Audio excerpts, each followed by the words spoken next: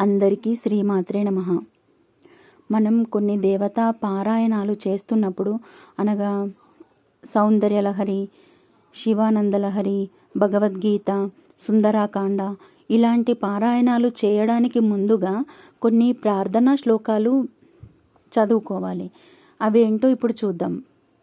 శుక్లాంబరధరం విష్ణుం శశివర్ణం చతుర్భుజం ప్రసన్నవదనం ధ్యాయేత్ సర్వవిఘ్నోపశాంతయే. అగజానన పద్మార్కం గజాననమహర్నిశం అనేకదంతం భక్తానాం ఏకదంతముపాస్మహే. గురుబ్రహ్మా గురువిష్ణు గురుదేవో మహేశ్వరః గురు సాక్షాత్ పరబ్రహ్మ తస్మై శ్రీ గురవే నమః. వాగర్ధావివ సంపృక్తౌ వాగర్ధ ప్రతిపత్తయే జగతః పితరౌ వందే పార్వతీ పరమేశ్వరం.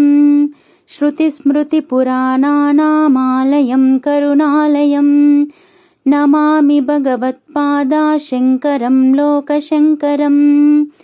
అజ్ఞానం జాహ్నవీతీర్థం విద్యాతీర్థం వివేకినాం సర్వేషాం సుఖదం తీర్థం భారతీతీర్థమాశ్రయే. విద్యా వినయ సంపన్నం వీతరాగం వివేకినాం వందే వేదాంత తత్వజ్ఞం విదుషేఖర భారతీం. కేయూరాని నభూషయంతి పురుషం హారాన చంద్రోజ్వలాం న స్నానం న విలేపనం న కుసుమం నాలంకృతా మూర్తజాం. వాణ్యేకా సమలంకరోతి పురుషం యా సంస్కృతా దార్యతే.